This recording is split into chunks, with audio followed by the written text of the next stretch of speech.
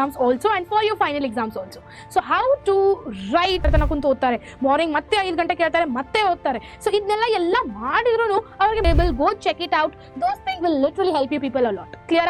Next, make sure you will follow those things so that it will enhance in your papers. Clear? Hello ಮಕ್ಕಳೇ, I welcome you all to the ನಮ್ಮ Vedantu SSLC. ಇವತ್ತು actually ನನಗೊಂದು interesting ತಂದಿದ್ದೇನೆ topic. Actually ನಾನು ಇವಾಗ ಸ್ಕೂಲಲ್ಲಿ ಕಲಿಸ್ತಿದ್ದೆ ಅಲ್ಲ, so ಭಾಳ ಹುಡುಗರಿಗೆ ಇದು ಪ್ರಾಬ್ಲಮ್ ಆಗ್ತಿತ್ತು. ಸೊ ಅದರಿಂದ ನನಗೊಂದು ಐಡಿಯಾ ಬಂತು, ನಿಮ್ಗೊಂದು ವಿಡಿಯೋನ ಮಾಡಿಬಿಡೋಣ, ಹೇಗಪ್ಪ ಎಕ್ಸಾಮ್ ಬರೆಯೋದು, ಹೇಗಪ್ಪ ಟೀಚರ್ಸ್ ಚೆಕ್ ಮಾಡ್ತಾರೆ. Even I have worked in the school for almost 2 years and I know how the papers will be checked. ಯಾರ್ಯಾರು ಚೆಕ್ ಮಾಡ್ತಾರೆ, ಯಾವ ಥರ ಚೆಕ್ ಆಗುತ್ತೆ, ಏನು ಇಂಪಾರ್ಟೆಂಟ್ ಇದೆ ಅದ್ರ ಬಗ್ಗೆ ಡೀಟೇಲ್ಸ್ ಆಗಿ ನಿಮ್ಗೆ ಹೇಳ್ತಿದ್ದೇನೆ.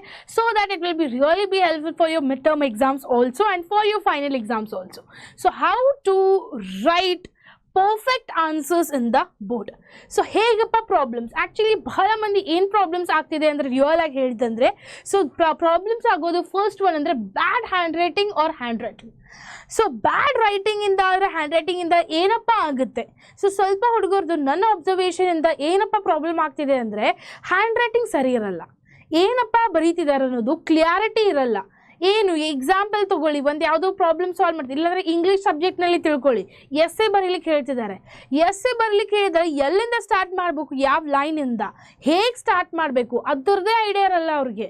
So that things needs to be very good while writing the exams. ಎಕ್ಸಾಮ್ಸ್ನಲ್ಲಿ ಚೆನ್ನಾಗಿ ಹ್ಯಾಂಡ್ ರೈಟಿಂಗ್ ಬರೆದ್ರೂ you people can score very good marks.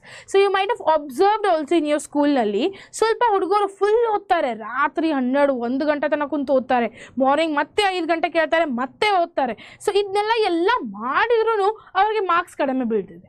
But ಯಾರ್ಯಾವ ಹುಡುಗರು ಇದಾರಲ್ಲ, ನಿಮ್ಮ ಫ್ರೆಂಡ್ಸನ್ನೇ ನೋಡ್ಬೋದು ನೀವು, ಅವ್ರದ್ದು ಹ್ಯಾಂಡ್ ರೈಟಿಂಗ್ ಭಾಳ ವರ್ಸ್ಟ್ ಇದೆ. Hand writing is very much worst.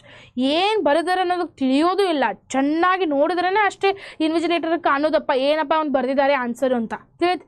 So same thing, this is the problem which the people are actually students are actually been facing in the classes, right? So ಅದಕ್ಕೆ ಅವ್ರು ಏನು ಮಾಡ್ತಾರೆ ಗೊತ್ತಾ, ಅವ್ರು marks ಜಾಸ್ತಿ ತೊಗೊಂಡ್ಬಿಡ್ತಾರೆ. So you people will think what, ಇಲ್ಲಪ್ಪ ನಾ ಏನು ಮಾಡೋದು, ನಾನು ಎಷ್ಟು ಓದಿದ್ರು ನನಗೆ ಏನು ಮಾರ್ಕ್ಸ ಬೀಳ್ತಿಲ್ಲ, ಇವನ್ ದೋ ನನಗೆ ಆನ್ಸರ್ಸ್ ಕರೆಕ್ಟ್ ಇದೆ, ಇವನ್ ದೋ ನಾನು ಡಯಾಗ್ರಾಮ್ ಡ್ರಾ ಮಾಡಿದ್ದೇನೆ, ನನಗೆ ಇನ್ನಾದ್ರೂ marks ಬೀಳ್ತಿಲ್ಲ. ಎದಕ್ಕಪ್ಪ ಬೀಳ್ತಿಲ್ಲ? You people are not getting it just because you people are not writing it properly. Handwriting is very very important. ಚೆನ್ನಾಗಿ ಹ್ಯಾಂಡ್ ರೈಟಿಂಗ್ ಬರೆದ್ರೆ, ಕ್ಲೀನ್ ಆಗಿ ನೀಟಾಗಿ ಬರೆದ್ರೆ, it will be really be very much useful for you people. ಕ್ಲಿಯರಾ? So ಹೇಗಪ್ಪ useful ಅದು? Example ನಿಮಗೆ ನಾನು ಹೇಳ್ತೇನೆ, ಲೈನ್ ಬೈ ಲೈನ್ ಆಗಿ ಕ್ಲಿಯರಿಟಿಯಾಗಿ ಬರಿಬೇಕು. ಸೊ ಹೇಗಪ್ಪ ಲೈನ್ ಬರಿಬೋದು? ಸೊ ಇದು ನಿಮ್ದು ಬುಕ್ ತಿಳ್ಕೊಳ್ಳಿ, right? So here are the lines which they have given you people, right? ಸೊ ಈ ಲೈನ್ಸ್ನಲ್ಲಿ ಇಲ್ಲಿ ಚೆನ್ನಾಗಿ ನೋಡಿ ಹೇಗೆ ಬರೆಯೋದು, ಇಲ್ಲಿಂದ ಸ್ಟಾರ್ಟ್ ಮಾಡೋದು. ಇನ್ ಕೇಸ್ ಇಲ್ಲಿಂದ ಸ್ಟಾರ್ಟ್ ಮಾಡೋದು, if I am writing something like example my name, ಹೀಗೆ ಚೆನ್ನಾಗಿ ಬರೆದ್ರೆ ಮತ್ತೆ ಲೈನ್ ವೈಸ್ ಮತ್ತೆ ಇಲ್ಲಿ ಸ್ಟಾರ್ಟ್ ಮಾಡಬೇಕು, ಮತ್ತೆ ಹೀಗೆ ಸ್ಟಾರ್ಟ್ ಮಾಡಬೇಕು, ಮತ್ತೆ ಹೀಗೆ ಸ್ಟಾರ್ಟ್ ಮಾಡಬೇಕು. In this way you people can write it and make it more attractive. ಕ್ಲಿಯರಾ? ಸೊ ಸ್ವಲ್ಪ ಹುಡುಗರು ಇದ್ದಾರೆ, ಅವ್ರು ಏನೂ ಓದಲ್ಲ, ಜಸ್ಟ್ ಒಂದು ಹೈಲೈಟ್ ಗೊತ್ತಿರುತ್ತೆ, ಅಂದ್ರೂ ಚೆನ್ನಾಗಿ ಹೆಸರು ಬರೋದು, ಚೆನ್ನಾಗಿ ನೀಟಾಗಿ ಪೇಪರ್ ಮಾಡಿ, ಒಂದು ಕ್ವಶನ್ ಆದ ತಕ್ಷಣ ಒಂದು ಲೈನ್ ಹಾಕಿ ಅದನ್ನೆಲ್ಲ ನೀಟ್ನೆಸ್ ಮೇಂಟೈನ್ ಮಾಡ್ತಾರೆ. ಅದಕ್ಕೆ they will score a more marks. ಅದಕ್ಕೆ ಹೇಳೋದು hand writing is very very important. Understood? So one more problem students ಇಂದ ಏನು ಫೇಸ್ ಆಗ್ತಿದೆ ಅಂದರೆ ಸ್ಲೋ ರೈಟಿಂಗ್. ಸ್ವಲ್ಪ ಹುಡುಗರು ಇದ್ದಾರೆ, ಭಾಳ ಸ್ಲೋ ಬರೀತಾರೆ. They want everything to be neatly and cleanly, ಅದರಿಂದ ಭಾಳ ಕಡಿಮೆ ಸ್ಲೋ ಬರೀತಾರೆ. ಆ ಸ್ಲೋ ರೈಟಿಂಗಿಂದ ಟೈಮ್ ಹೋಗಿಬಿಡುತ್ತೆ. So here you is very important to manage the time. So manage time ಮಾಡಲಿಲ್ಲ ಅಂದರೆ, ಟೈಮ್ ಮ್ಯಾನೇಜ್ಮೆಂಟ್ ಇರಲಿಲ್ಲ ಅಂದರೆ ಎಕ್ಸಾಮ್ ಕಂಪ್ಲೀಟ್ಲಿ ಆಗಲ್ಲ. You people will not attempt each and every question. ಆಯ್ತಾ? So each and every question attempt ಮಾಡಬೇಕಂದ್ರೆ ಏನು ಮಾಡ್ಬೇಕು ನೀವು? You people need to learn to do the time management. ಈಗ ನಮಗೆ ಬೆಸ್ಟ್ ಎಕ್ಸಾಂಪಲ್ ಹೇಳ್ತೇನೆ, ಎಕ್ಸಾಮ್ಸ್ ನಿಯರ್ ಬೈ ಬಂದ ತಕ್ಷಣ ಮಾಡೆಲ್ ಕ್ವಶನ್ ಪೇಪರ್ಸ್ ತೊಗೊಳ್ಳಿ. ಒಂದು ಬುಕ್ಕೇ ಇದೆ SSLC ಮಾಡೆಲ್ ಕ್ವಶನ್ ಪೇಪರ್ಸ್ ಅಂತ, ಅದನ್ನು ತೊಗೊಳ್ಳಿ. Time limit 3 hours. 3 hours means 3 hours. So ಈ ಟೈಮ್ ಲಿಮಿಟ್ ಅಲ್ಲಪ್ಪ, ಇಷ್ಟೆಲ್ಲ ಆನ್ಸರ್ಸ್ ನಾನು ಸಾಲ್ವ್ ಮಾಡ್ತೇನೆ, ಇಷ್ಟೆಲ್ಲ ಕ್ವಶನ್ಸ್ನ ಸಾಲ್ವ್ ಮಾಡ್ತೇನೆ. So keep the time limit. ಎಷ್ಟು ಮಾರ್ಕ್ಸ್ ಇದೆ ಅದ್ರ ಪ್ರಕಾರ ಟೈಮ್ ಲಿಮಿಟ್ ಇಟ್ಕೊಳ್ಳಿ.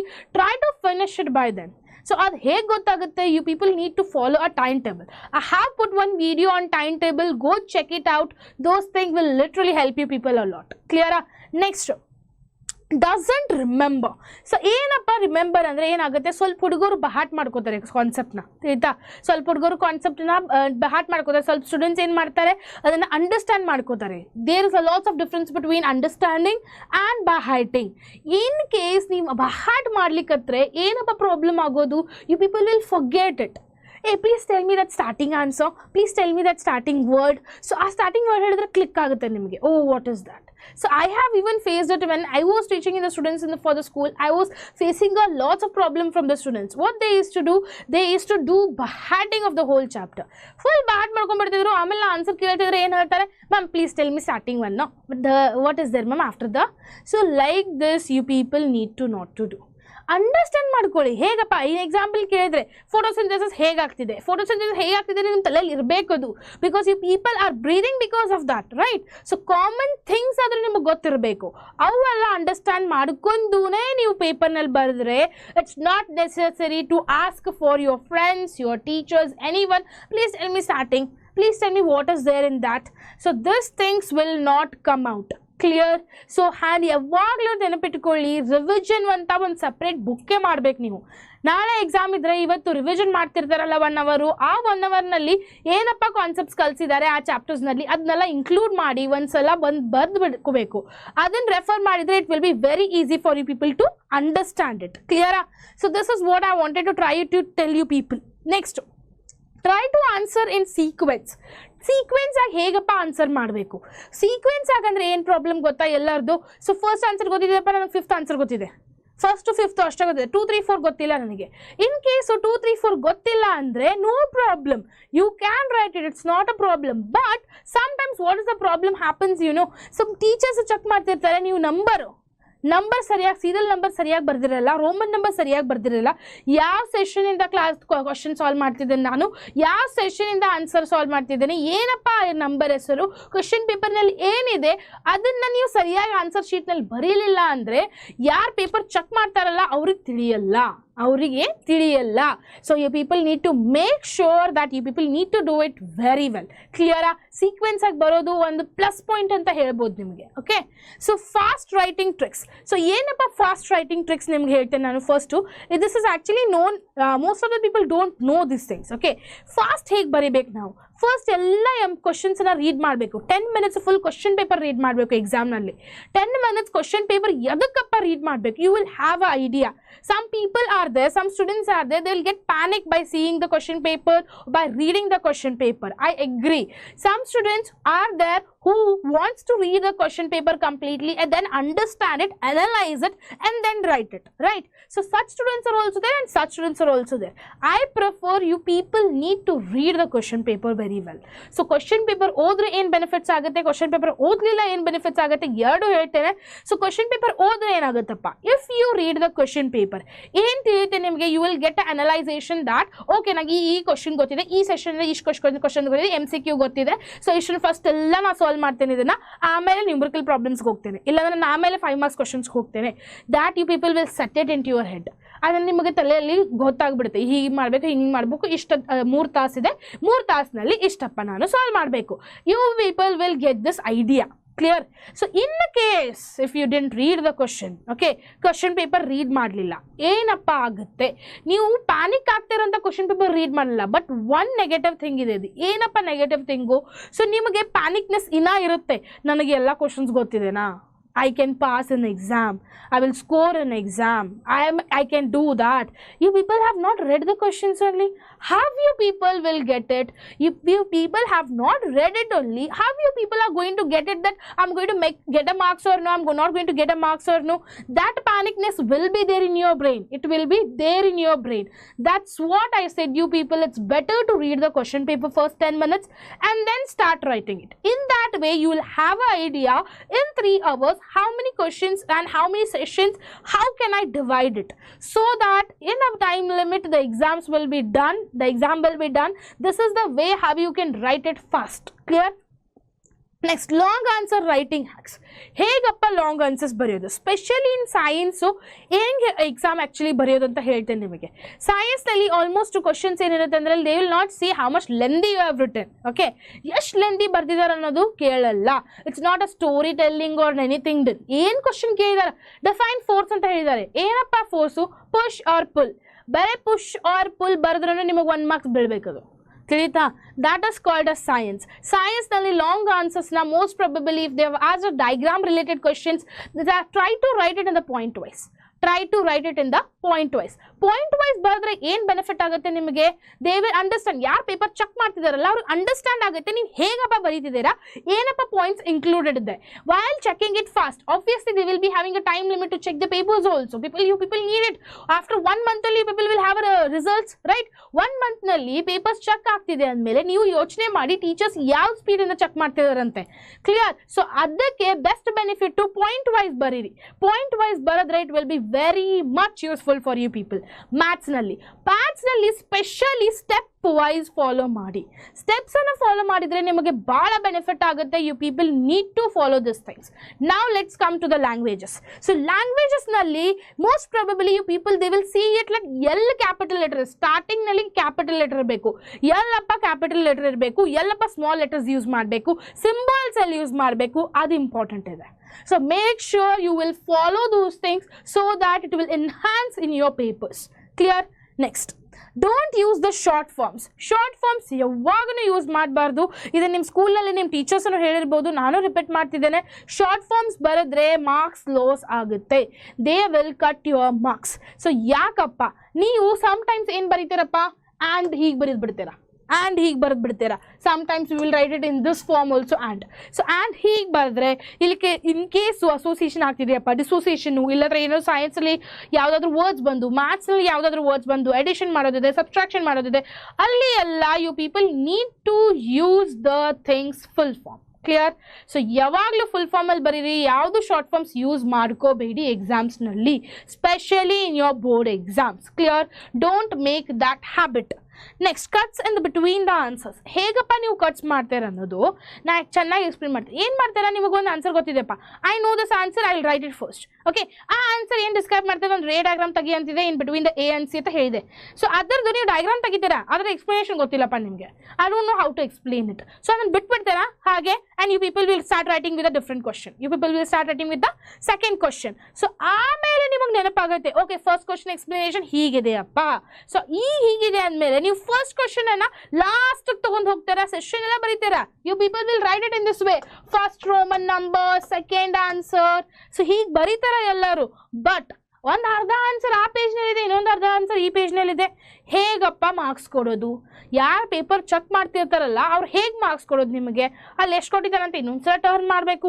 So they will think twice to do that thing. So it's better you people will understand it properly and do it and write it in a better way. That is what I said you. ಮೊದಲೇ ನೀವು ಈ question ಪೇಪರನ್ನು solve ಮಾಡೋದು ಒಂದು 2-3 ಸಲ solve ಮಾಡಿದರೆ it will be very much useful for you people. It will helpful how to write in the exam. ಕ್ಲಿಯರಾ? Next, numerical problem hack. ಏನಪ್ಪ numerical problem hack? ನೀವು ಆಲ್ರೆಡಿ ನಾನು ಭಾಳ ಸಲ ಕ್ಲಾಸಸ್ನಲ್ಲಿ ಬೇರೆ ಕ್ಲಾಸಸ್ನಲ್ಲಿ ಹೇಳಿದ್ದೇನೆ ಆಲ್ರೆಡಿ. ಏನಪ್ಪ ನ್ಯೂಮರಿಕಲ್ ಪ್ರಾಬ್ಲಮ್ ಹ್ಯಾಕ್? ಸೊ ಯಾವುದಾದ್ರೂ ನ್ಯೂಮರಿಕಲ್ ಪ್ರಾಬ್ಲಮ್ಸ್ ಬರಲಿ, ಮ್ಯಾಥಮೆಟಿಕ್ಸ್ನಲ್ಲಿ ವರ್ಡ್ ಪ್ರಾಬ್ಲಮ್ಸ್ ಬಂತಂದರೆ, ಸೈನ್ಸ್ನಲ್ಲಿ ಯಾವುದಾದ್ರೂ word problems in chemistry or physics, so such type of word problems ಆಗಿ ಏನಪ್ಪ ಮಾಡಬೇಕು? First step is what? Given things. Right the given things properly. So first ಯಾವಾಗಲೂ ನೆನಪಿಟ್ಕೊಳ್ಳಿ, ಗಿವನ್ ಥಿಂಗ್ಸ್ ಬರೆದ್ರೆ ನಿಮಗೆ ಭಾಳ ಯೂಸ್ಫುಲ್ ಆಗುತ್ತೆ.